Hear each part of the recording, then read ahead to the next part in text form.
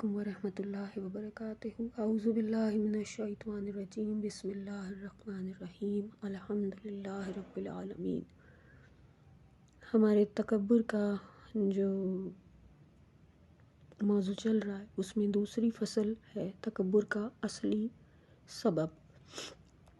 یوں تو تکبر کے بہت سے اسباب ہیں، مگر سب کی بازگشت اس بات کی طرف ہے کہ انسان کو یہ وہم پیدا ہو جاتا ہے کہ اس کے اندر ایک کمال ہے، اور اس توہم کمال کی وجہ سے اس کے اندر عجب پیدا ہو جاتا ہے، جو حب نفس سے مل کر دوسروں کے کمال کے سمجھنے کا حجاب بن جاتا ہے،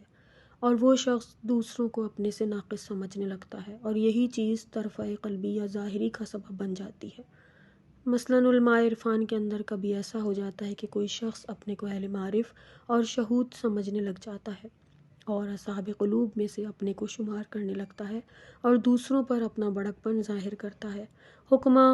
و فلاسفہ کو، قشریہ فقہ و محدثین کو، ظاہر بین اور باقی تمام لوگوں کو جانور سمجھتا ہے، اور تمام بندگان خدا کو حقارت کی نظر سے دیکھتا ہے، اور خود فنا فی اللہ و بقاء باللہ کی ڈینگیں مارنے لگتا ہے، اور اپنے لیے اس کے تحقق اور ثبوت کا ڈنکا بجانے لگتا ہے۔ حالانکہ معرفہ الہیہ کا تقاضا ہے کہ موجودات کے بارے میں خوش بین ہو۔ اگر یہ خود صاحب معرفت ہوتا تو موجودات کے لیے خوش بین ہوتا۔ اگر معرفت الہی اس کے شامع میں پہنچ چکی ہوتی تو جلال و جمال حق کے مظاہرے کے ساتھ تکبر نہ کرتا۔ چنانچہ مقام بیان و علم میں وہ خود اپنی اس حالت کے خلاف تصریح کرتا، اور یہ صرف اس وجہ سے ہے کہ اس کے دل میں معرف کا وجود ہی نہیں ہے، اور نہ بیچارہ مقام ایمان تک پہنچ سکا ہے، مگر عرفان کا دم بھرتا ہے، اور عرفان کا کوئی حصہ اس کے پاس نہیں ہے، مگر ثبوت و تحقیق کے بارے میں گفتگو کرتا ہے۔ حکماء میں بھی ایسے اشخاص ہوتے ہیں جو اپنے کو عالم بحقائق، اشیاء و صاحب برہان جانتے ہیں، اور اپنے کو خدا، اس کے ملائکہ، اس کی کتابوں، اس کے رسولوں پر یقین رکھنے والا شمار کرتے ہیں۔ مخلوقات الہی کو نظر حقارت سے دیکھتے ہیں، کسی بھی علم کو علم نہیں سمجھتے، تمام بندگان خدا کو علم و ایمان میں ناقص جانتے ہیں، اور اپنے دل ہی دل میں ان پر تکبر کرتے ہیں، بلکہ ظاہر میں بھی یہ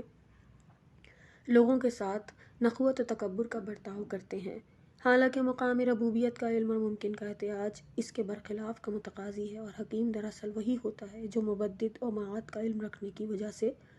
ملکہ تواضع رکھتا ہو۔ بناس قرآن پروردگار عالم نے جناب لقمان کو حکمت عطا فرمائی تو انہوں نے اپنے بیٹے کو جو دستور حکم دیے ہیں، قرآن ان کی حکایت کرتے ہوئے کہتا ہے، لوگوں کے سامنے غرور سے اپنا منہ نہ پھلانا اور زمین پر اکڑ کر نہ چلنا، کیونکہ خدا کسی اکڑنے والے اور اترانے والے کو دوست نہیں رکھتا۔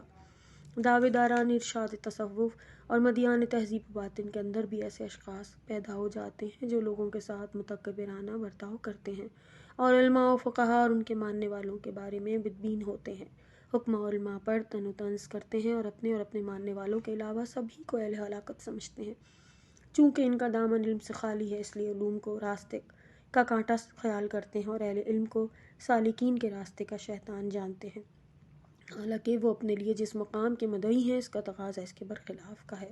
اس لیے کہ مخلوق کے ہادی اور گمراہوں کے مرشد کو مہلکات و موبقات سے مبرہ ہونا چاہیے، اور دنیا کو ہیچ سمجھ کر جمال حق میں محو ہو کر بندگان خدا سے تکبر نہ کرنا چاہیے، اور نہ ہی ان کے بارے میں بدبین ہونا چاہیے۔